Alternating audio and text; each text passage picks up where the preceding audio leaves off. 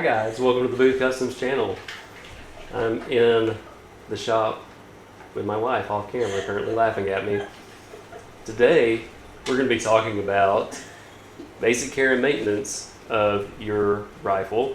I've got a Special Ops Tactical AR-15 recently acquired by a friend through a private transaction. He brought it in and wanted me to give it a look over and clean up.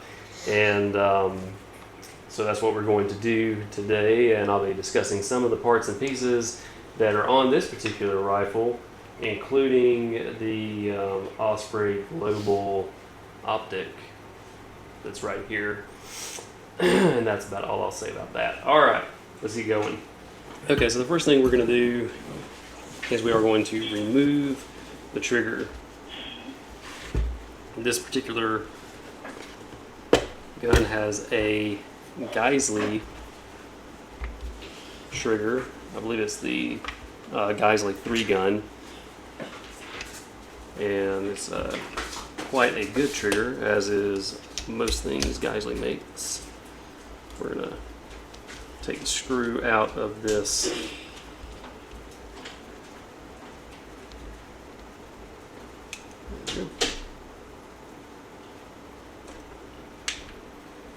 So it has these anti-walk pins in there, and the purpose of those is, trying to lock the camera over there.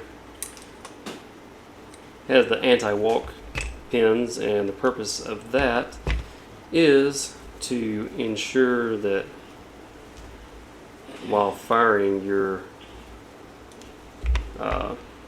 weapon, the vibrations and etc. don't cause the trigger pins to walk out, so that you lose the ability to fire your gun.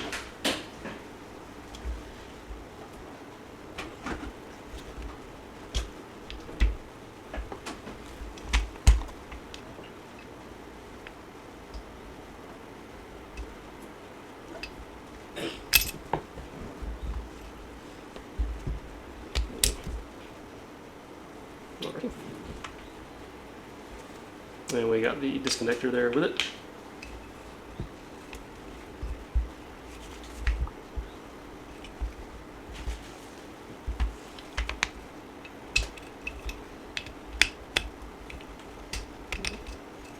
There we go. And the hammer.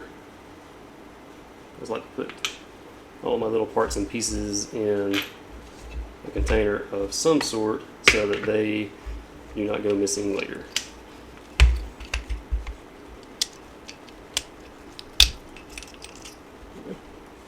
Alright, so that's out.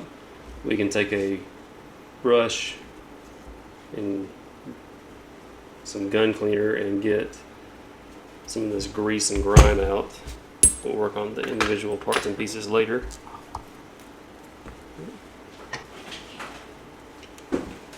And I'm going to be using Original Gun Oil CLP from the Original Gun Oil Company in Wisconsin. It's a small business, American owned and American formulated gun oil. Cleans, lubricates, and protects.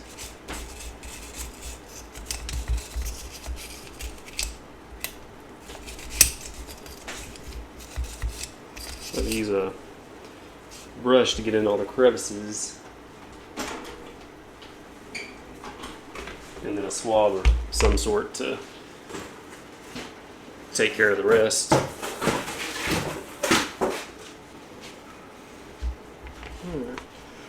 Preferably a nylon brush, because that will keep from marring up or doing anything unwanted in there. Steel and bronze are always there if we need them, but preferably we'll never need them, or we'll rarely need them.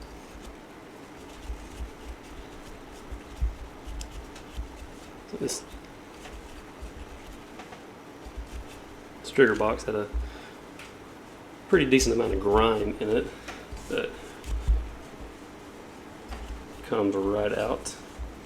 And in the magazine well, you can see there's also quite a bit of sort of grime and a little bit of roughness. We're going to see if we can get out just a little bit of this oil in a brush.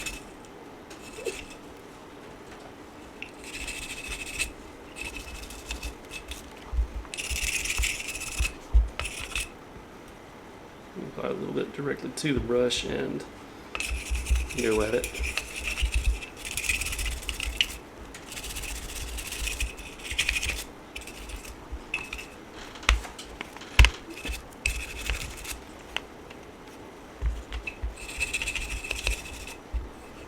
Still a little bit of roughness in the mag well, so we're going to use a bronze brush to see if we can get some of that.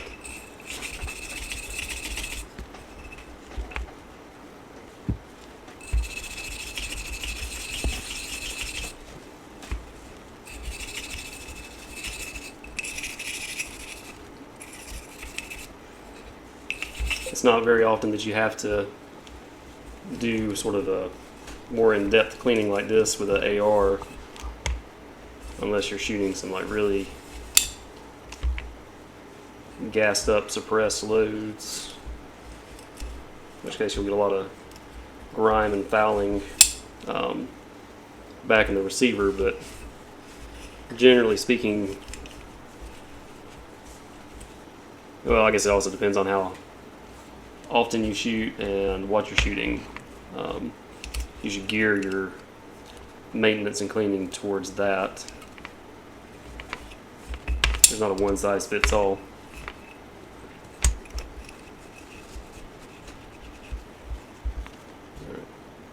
And that's much more better.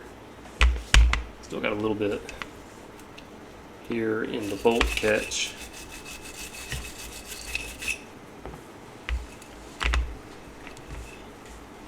Really, these moving parts, you just want to ensure that you take care of any grittiness that it is.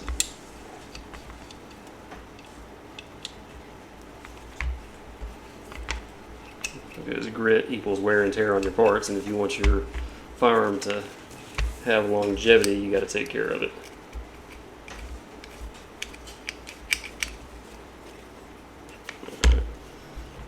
Next, use this little Allen key. We're going to take the buffer and buffer spring out.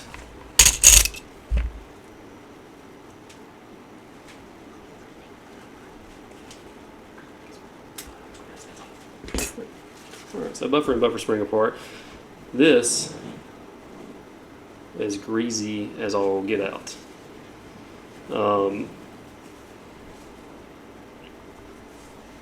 It's really not. There's different schools of thought on whether or not you need to oil your buffer and spring. I'm of the school of thought that less is more when it comes to that. If you get into like piston guns and stuff like that, I've not really dealt with those. Or I'm sorry, like the piston buffers, I've not really dealt with those a tremendous amount. But generally speaking, the more grime you have that's collecting down in this buffer tube, the more likely you are to have foul ups and stuff like that. So, if you want to do anything, a thin coat of oil on the buffer would be about all you need to do.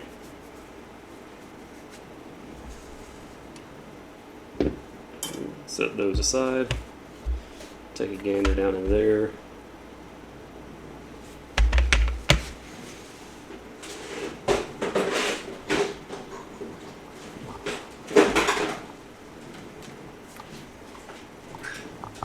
And for this, I'm just going to use a 12 gauge shotgun swab to get in there and remove any excess grease or whatnot.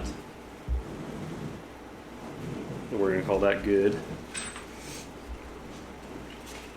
And we'll replace the buffer spring and the buffer.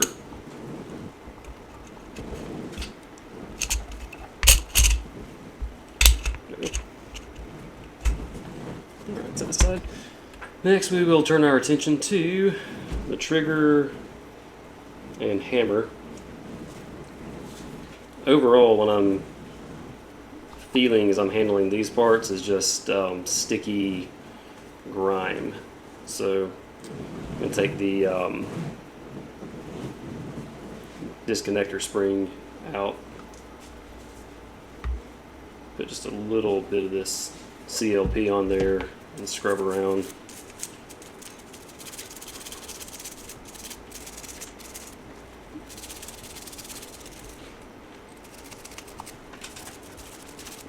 My philosophy, as always, is a little goes a long way.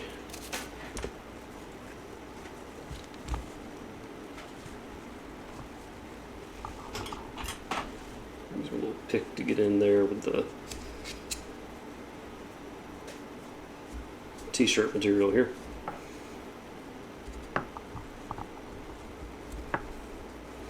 So also a plus to having a component trigger is they're easier to get apart and clean. You can, of course, clean drop-in triggers.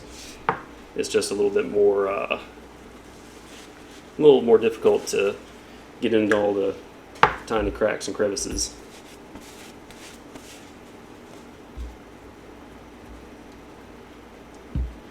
This hammer looks like it's actually in decent shape.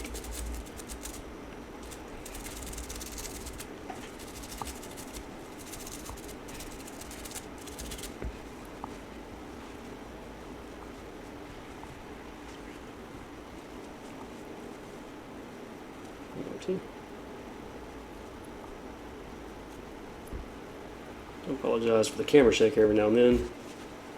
Keep on bumping it. Alright, and this spring here, we're just gonna do a little dot of the CLP and just wipe it down.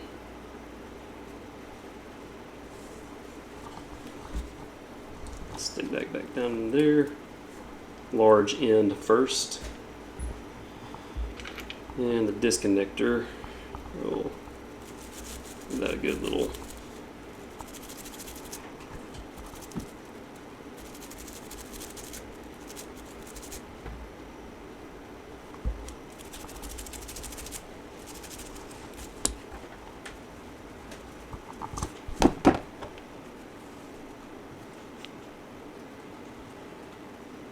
Alright, next is the outside of the gun.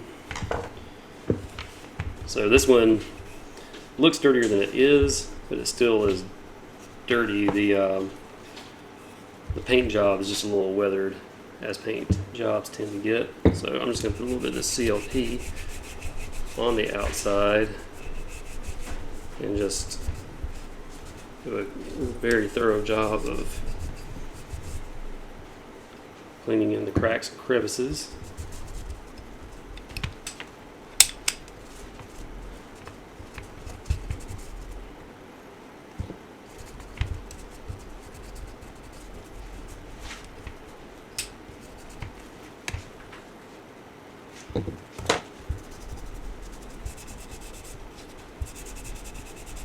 You don't want like a slimy, gunky, slick layer on the outside of your gun, but just a thin wipe down should suffice to get it cleaned up and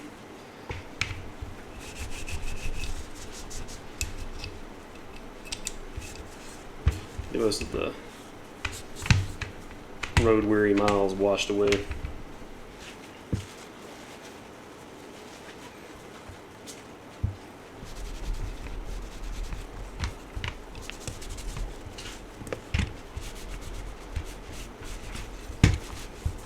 Overall, it looks like this gun has been used a lot.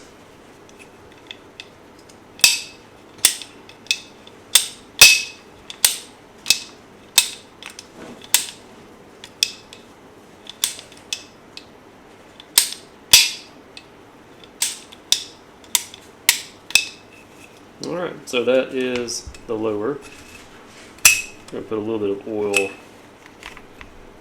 just on and around these takedown pins. Clean out that area just a slight little bit, because it feels a little grimy manipulating them.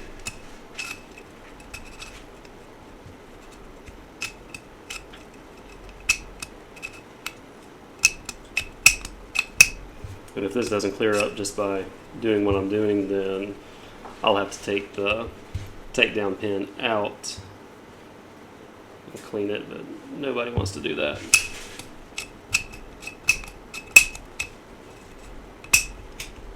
The rear one's not nearly as bad as the front one. Let's do a little drop of the oil, wipe it around, good to go. I'm going to get my assistant to bring over the upper. Thank you, assistant. You're welcome, sir. Alright, so now we have the upper. Since I will be taking this to the range later, I'm going to go ahead and loosen up these hand tight.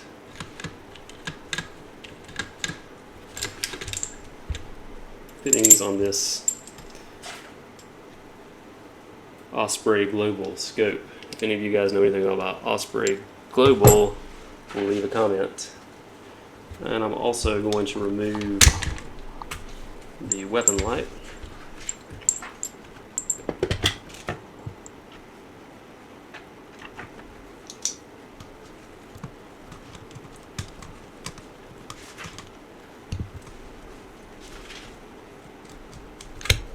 There that is.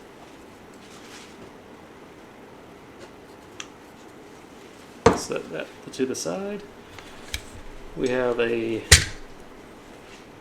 Magpul angled foregrip on here. Moving the bolt carrier group. And this is something I would like to talk about for a moment. Okay, so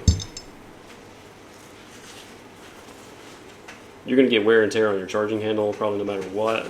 I would hazard a guess, looking at the condition of this gun, that the previous owner did not maintain it super well, and so you're getting like lots of wear on that. Not like a big deal or huge deal, but something to consider. Anyway, so this is a nickel boron bolt carrier group, and I'd just like to remark on how relatively clean it looks compared to the rest of the gun, and even with just like a soft cloth, you can wipe away the majority of the buildup that's on it.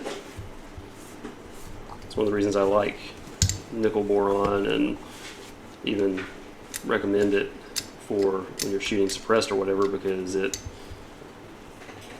cleans up very easily and it doesn't like get as fouled up as, like, say, a phosphate finish or something like that would.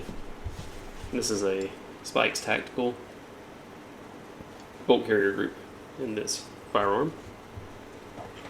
I'm going to use a little pick tool here to get out this cotter pin and move firing pin there. Then we'll get this little feather. Okay, so as evidenced by the rest of the gun, this little piece right here should normally just be able to just turn it with your fingers. However, this one is really gunked up, so I'm going to turn it with this little pair of pliers, and then hopefully once that's done, be able to get it out of there so we can clean the bolt itself. It's just really in there, and I don't like prying on gun parts or grabbing on them with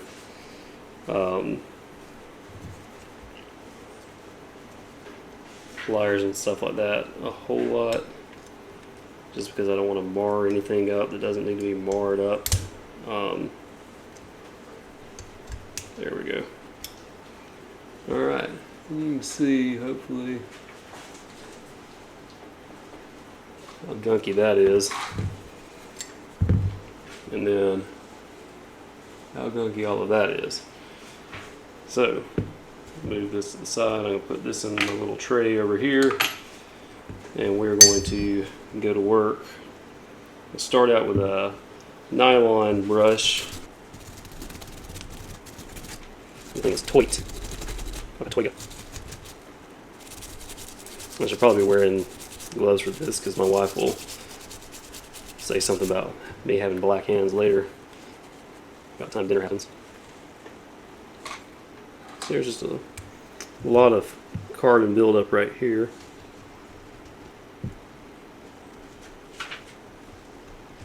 Sometimes this is like being a dentist. Know what I mean, Jelly?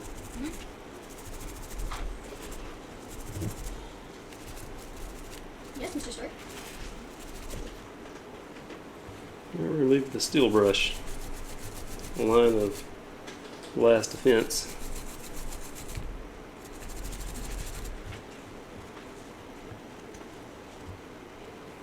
This part definitely doesn't have to be perfect. I just would like to form a more perfect union here.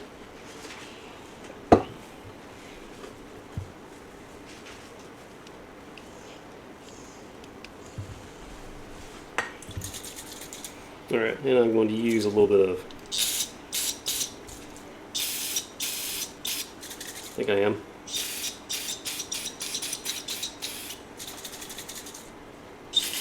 There we go, a little bit of brake cleaner.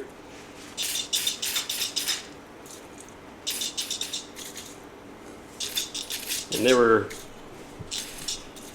put this on your firearm or parts or anything like that without also going back with a coat of oil or something protective and a lubricant, because then you'll just have metal on metal, and nobody likes a dry, non-lubricated connection. Making some progress.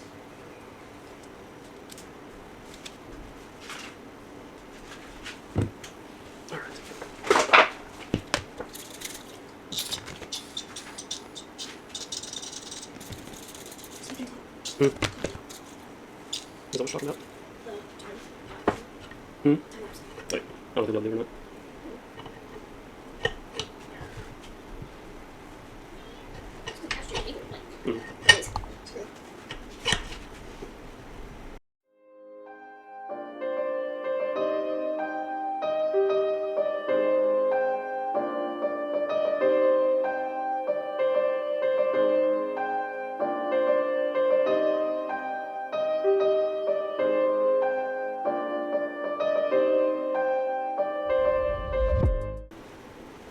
Okay, so you can see this is much better. There's still some specks of carbon on there, but it's not anything that we can't live with. I'm going to put just a thin coat on here.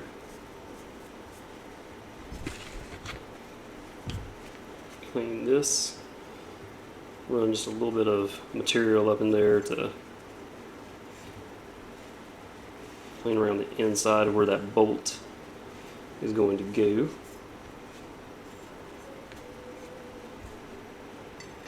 Drop it back in. I want to make sure that the ejector, everything is pointing in the right direction, because that would be less than ideal if not.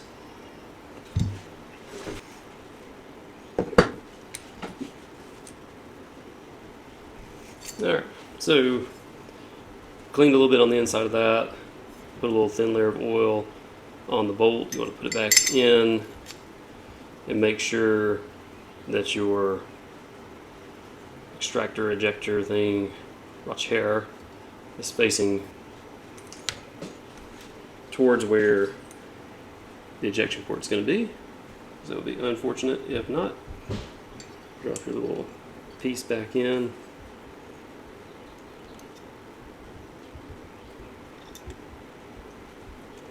There we go. And rotate it.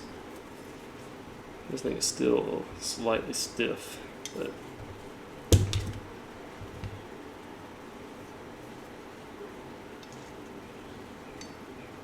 there we go. That's better. And there you go, back in place. Then we can drop our firing pin back in.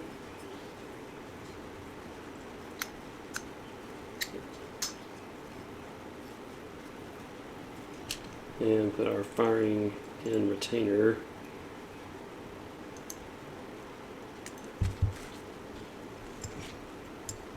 back in as well.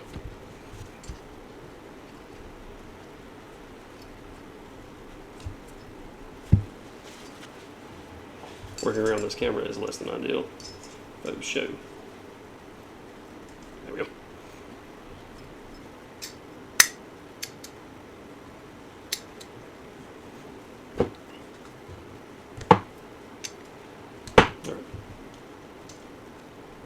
I always like to check the firing pin after the fact, make sure it's not going to come back out for some reason.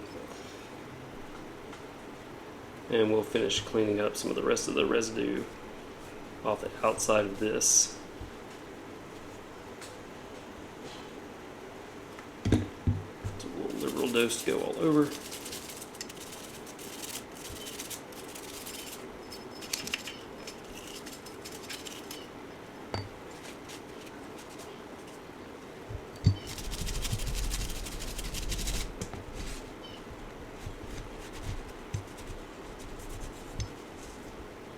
And it does not have to be perfectly spotless, but the cleaner it is, the better, especially if you're taking the time to do a deep clean of your equipment. Best to overdo it rather than underdo it. Alright, now we are going to begin working on the upper. And you can see, hopefully the chamber is pretty grimy.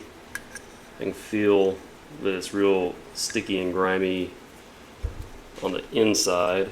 In order to do the best job of this, because right now, not only am I cleaning this rifle, I'm also just sort of checking it to make sure there's not any obvious deficiencies or defects in it. I'm going to remove the handguard and then get to work.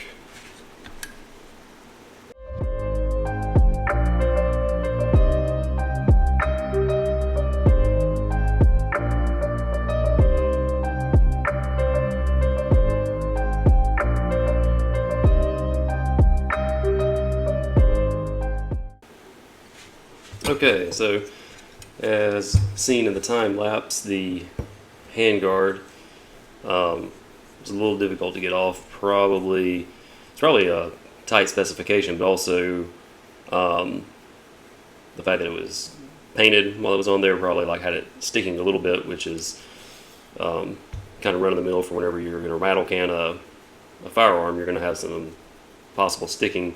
Another thing of note here. So you can see right in there, hopefully that green, looks like somebody used Loctite when putting the barrel nut on, which is something that I do not advocate for. If you torque your barrel nut down to the appropriate specifications, you shouldn't have no issues with this trying to twist loose or anything like that. You know, occasionally retorquing is better than Loctiting this thing on. For whatever reason, I will sometimes use a sleeve retainer on the barrel extension itself that goes inside of the receiver for accurizing purposes, but generally speaking, Loctite, as all things, should be used sparingly. I'm going to dig some of the gunk out of these screw holes.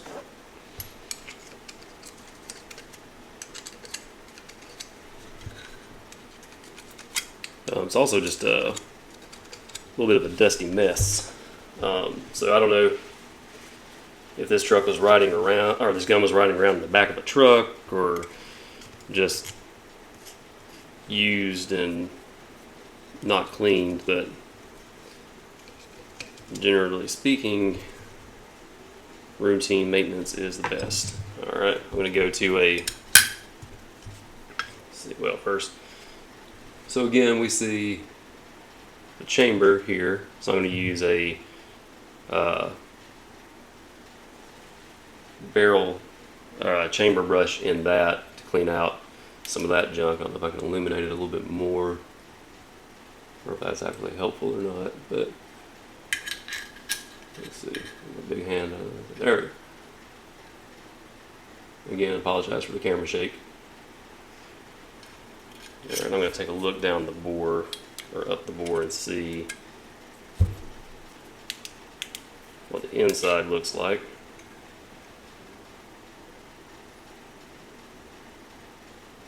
There, and the inside looks relatively clean, so that's cool. Alright, so for this next part, there's not a lot of more taking apart to do for this, so what I'm going to do is just cut to a time lapse, and you can see the steps there.